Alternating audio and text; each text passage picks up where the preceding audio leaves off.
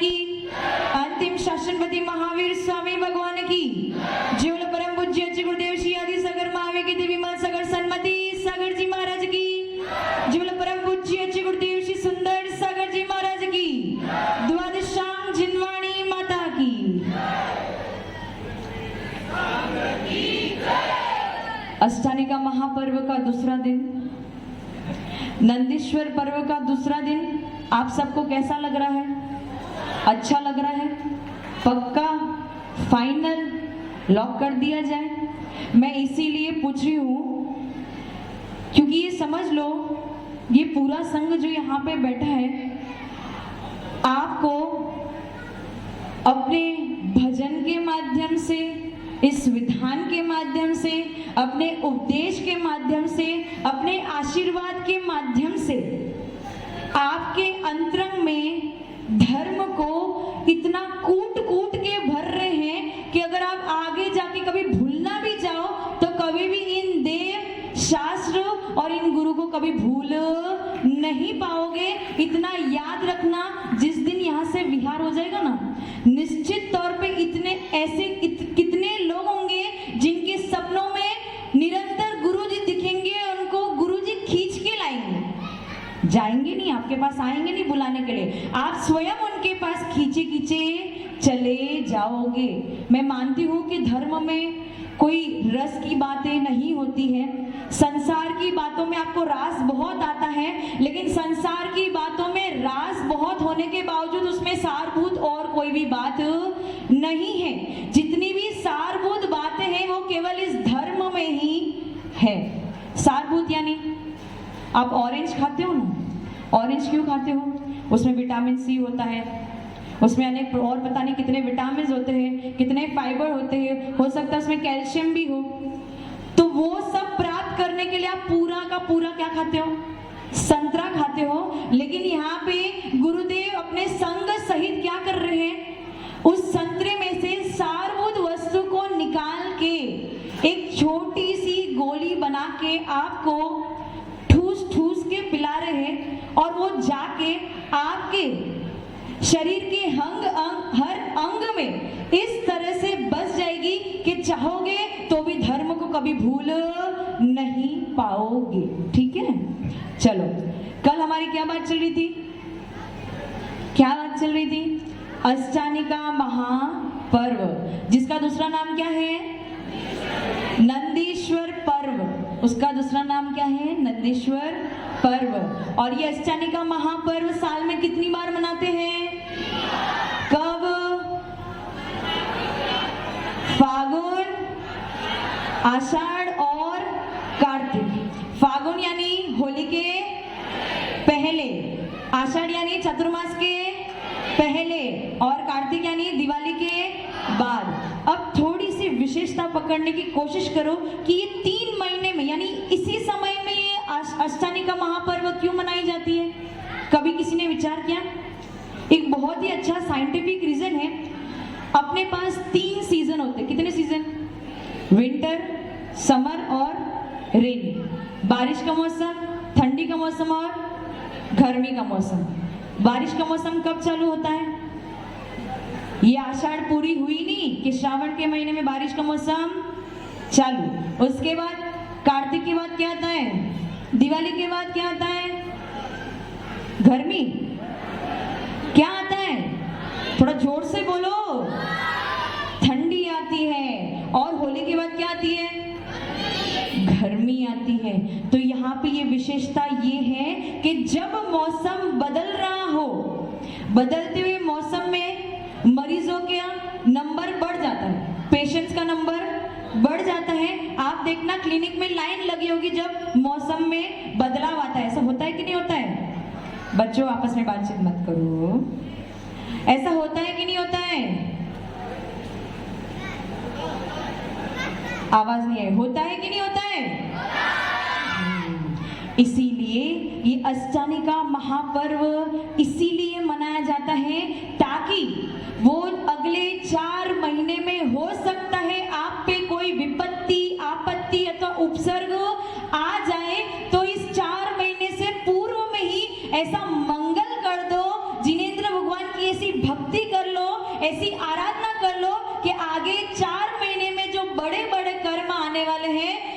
फल बिल्कुल क्षय को प्राप्त हो जाए और कोई भी प्रकार की आपत्ति विपत्ति अथवा उपसर्ग आप पे ना आए। इसलिए अब नियम क्या हो गया, जब भी अष्टमी का महापर्व आएगा 8 दिन आपको क्या करना है, जिनेंद्र भगवान की आराधना करनी है। और किस उद्देश्य से करनी है कि अगले 4 महीने हमारे अच्छे से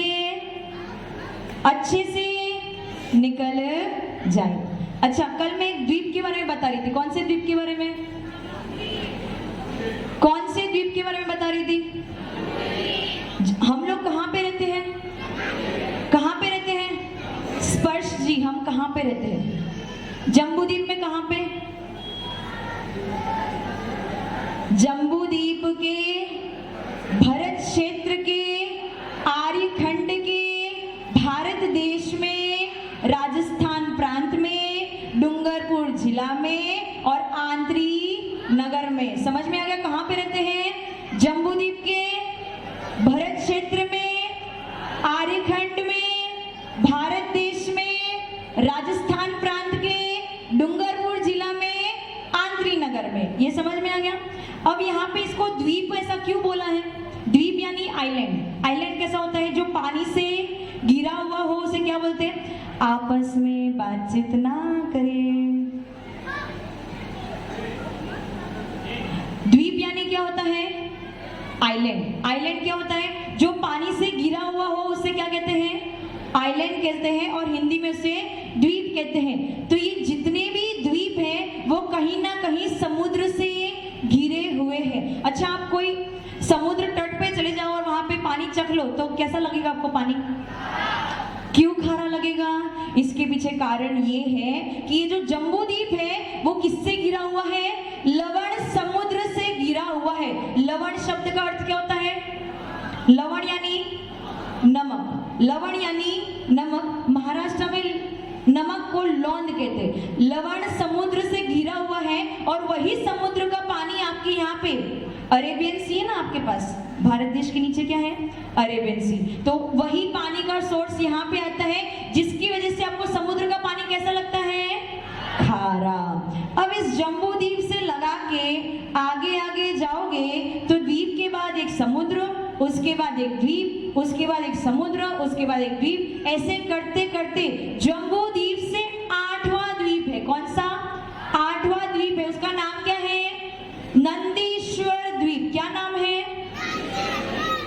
उसका? नाम क्या है? आप कहाँ रहते हो? जम्बूद्वीप में। और 8वां द्वीप का नाम क्या है? नंदीश्वर द्वीप। अब उस नंदीश्वर द्वीप के पहले भी समुद्र है और बाद में भी समुद्र है। मतलब समझ लो उसका आकार कैसा है? चूड़ी के आकार का। कैसा है? चूड़ी। क्या? चूड़ी में अंदर की जगह भी खाली होती है और बाहर की जगह भी खाली होती है। उसी प्रकार से इस नंदीश्वर द्वीप के अंदर में समुद्र है और बाहर की तरफ भी समुद्र है। और उस नंदीश्वर द्वीप की चौड़ाई है कितनी होगी आपको पता है? आप कल्पना भी नहीं कर सकते हो। 163 करोड़ 84 लाख योजन। कितना? 163 करोड़ 84 लाख योजन। समझ में आया? दिवेश भैया कितना? 163 करोड़ 84 लाख योजन। और इस योजन का माप आपको पता है कितना है? छोटा मोटा नहीं। एक योजन में 6000 किलोमीटर। समझ में आया? एक योजन में कितने किलोमीटर होते हैं? कितने किलोमीटर होते हैं? आवाज नहीं आ रही। कितने किलोमीटर होते हैं? 6000 किलोमीटर। और ऐसी कितनी योजन है? 163 करोड़ 84 लाख, यानी 163 करोड़ 84 लाख योजन इंटू 6000 किलोमीटर चौड़ा नंदीश्वर द्वीप है। आपके मन में कोई डाउट नहीं उठ रहा है? हाँ, विहान कहाँ है? छुप के बैठा है क्या? है? हाँ विहान, कोई डाउट उठ रहा है क्या? होगा ऐसा कुछ? कैसा है ही नहीं, काल्पनिक बात है। ऐसा हो सकता है क्या? हाँ जैनब भैया, ऐसा कुछ हो सकता है जो मैं बता रही हूँ? हो सकता है कि नहीं हो सकता है? डाउट हो रहा है क्या? डाउट तो नहीं हो रहा है? हाँ रागिनी जी, डाउट तो नहीं हो रहा है? पक्का? झूठ तो नहीं बोल रही हूँ मैं? हमें विश्वास करना पड़ेगा। और क्यों करना पड़ेगा, इसके पीछे कारण क्या है? यशवंत जी, आपके पापा का नाम क्या है? सुहागमल जी। उनके पापा का नाम? उनके पापा का नाम धूलीचंद जी, खूलीचंद जी, भूरी भूरी, खूरी, कुरी, कुरी चंद जी। अच्छा, यशवंत जी के पापा का नाम सुहागमल जी, उनके पापा का नाम डाडम चंद जी, उनके पापा का नाम कुरीमल जी, कुरीचंद जी, उनके पापा का नाम गुलाब चंद जी, उनके पापा का नाम चुन्नीलाल जी, उनके पापा का नाम धूल जी, उनके पापा का नाम नहीं पता। अब हम कैसे मान लें कि उनके पापा धूल कुरीचंद जी ही थे, डाडम चंद जी के पापा का नाम कुरीचंद जी था, इसे कैसे मान ले? हैं? कुरी कुरी, खुरी, हुरी हुरी,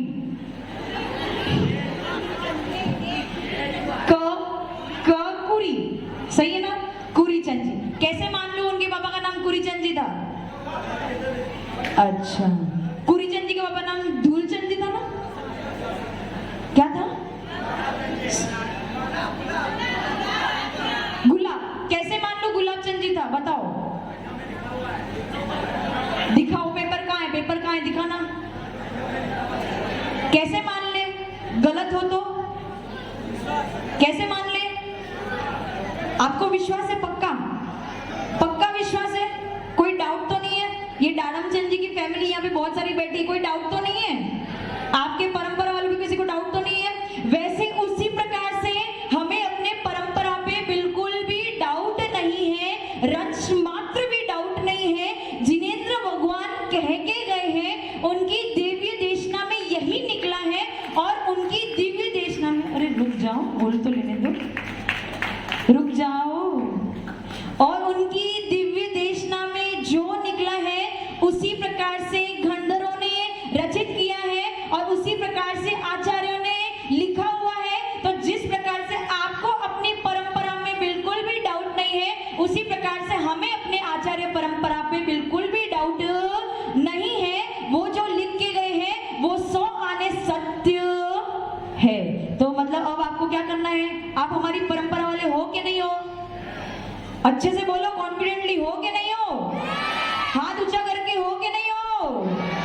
तो बस इसलिए आपको भी डाउट नहीं होना चाहिए, क्योंकि यहाँ पे जो हम बोल रहे हैं वो शास्त्र में लिखा हुआ है, पूर्व आचार्य के द्वारा लिखित है। और उन्होंने भी वही लिखा है जो जिनेंद्र भगवान अपनी वाणी में कह के गए थे। और जिनेंद्र भगवान की वाणी कभी भी असत्य नहीं हो सकती है। समझ में आ गया? तो अब बताओ,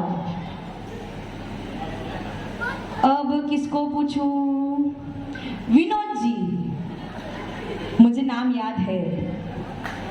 नंदीश्वर द्वीप की चौड़ाई कितनी है भैया जी? खड़े होके बताना जरा सा।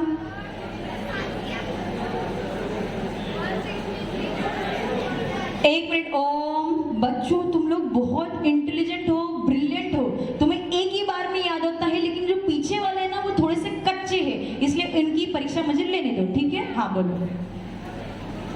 आवाज नहीं आ रही है।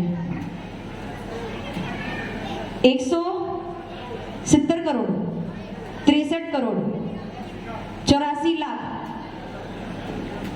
किलोमीटर, योजन गुणा 6000 किलोमीटर। ताली बजाओ, विनोद जी के लिए ताली बजाओ।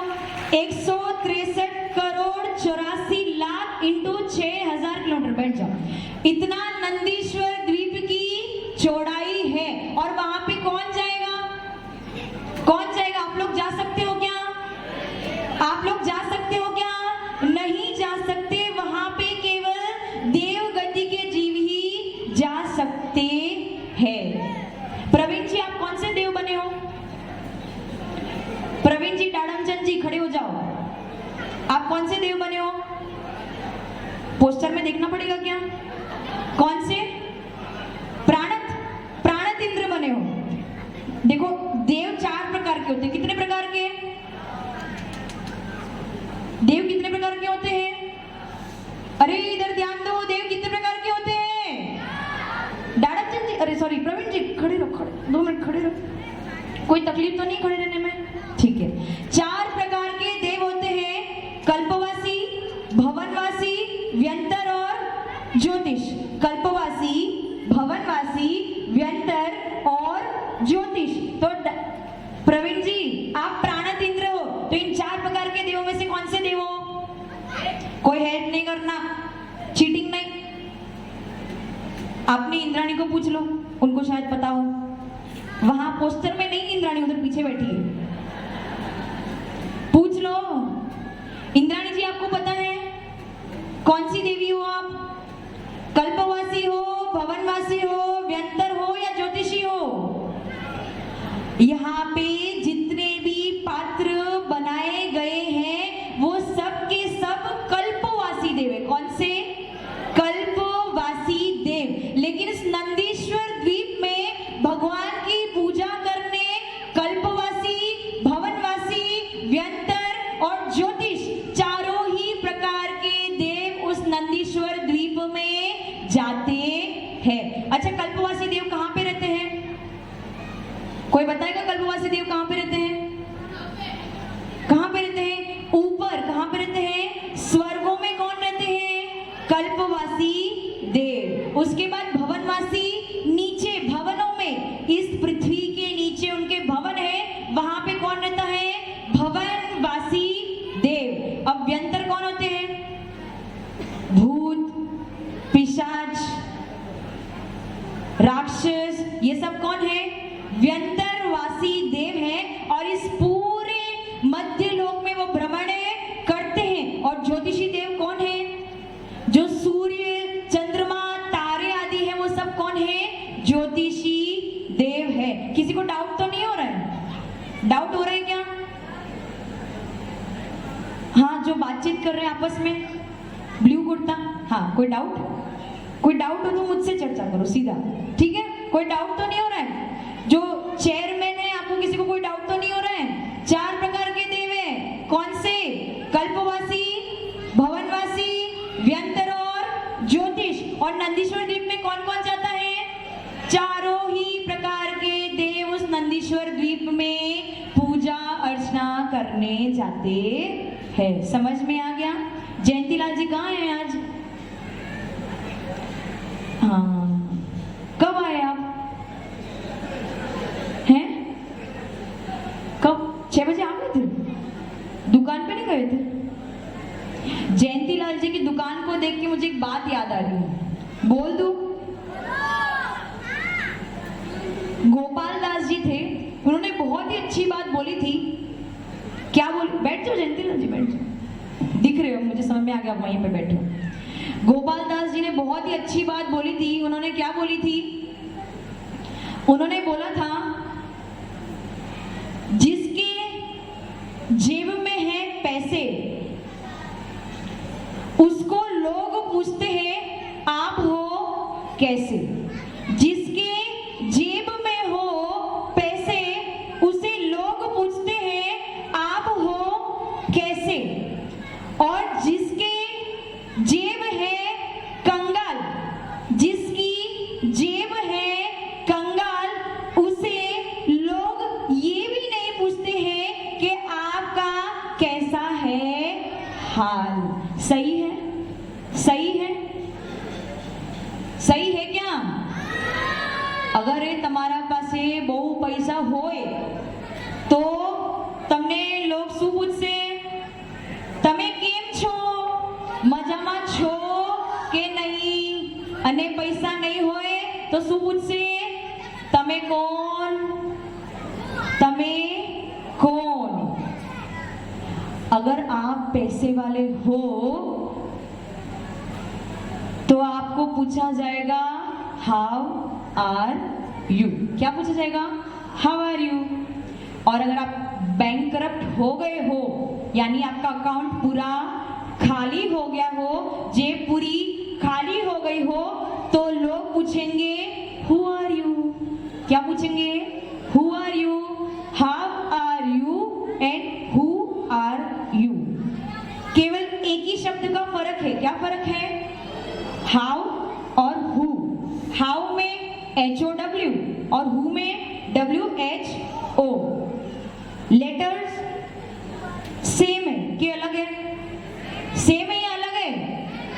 सेम है या अलग है? सेम है, केवल उनका क्रम बदल जाता है। जब आपके पास पैसे होते हैं तो आपके लिए हाउ लगाया जाता है, और जब आप खाली हो जाते हैं तो आपके लिए हु लगाया जाता है। लेकिन ये कहानी जो गोपाल दास जी ने कही थी वो केवल आप तक ही सीमित रहती है, क्योंकि यहाँ पे जो बैठे हैं इनके पास ना जेब है ना बैंक में अकाउंट है, उसके बाद भी आप लोग इनके चरणों के दास बन के बैठे हैं, इन जिनेंद्र भगवान के समोशरण में बैठे हैं, इनकी पूजा भक्ति कर रहे हैं। इनके पास ना कोई जेब है ना कोई अकाउंट है। कोई भी बैंक में जाके पूछ लेना, कहीं पे भी पूछ लेना, 24 तीर्थंकर भगवान के नाम से अगर कोई आपको अकाउंट मिल जाए तो मुझे बता देना। उसके बाद भी ये कोई एक नगर के अथवा ग्राम के अथवा किसी धर्म के नहीं, 3 लोग के नाथ है। तो गोपाल दास जी के लिए ये कहना है कि जो आपने वाक्य बोला था केवल इन लोगों के लिए है जो पैसों के पीछे भागते हैं, जिन्होंने पैसों को ठोकर मार दी, उनके लिए ये वाक्य लागू नहीं होता।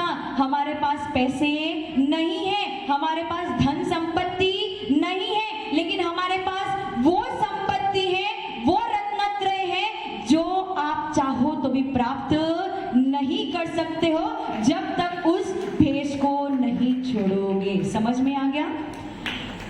बात समझ में आ गई? बात समझ में आ गई? तो मूल्य किसका है? आपके लिए मूल धन का है, लेकिन हमारे लिए मूल्य किसका है? हमारी आत्मा का है। और जिस दिन आप अपनी आत्मा का देव शास्त्र गुरु का मूल्य करना चालू कर दोगे, उस दिन आपका मूल्य इस जगत में अपने आप हो जाएगा। तो अपनी बात क्या चल रही थी? अपनी बात क्या चल रही थी? कौन से द्वीप की बात चल रही थी?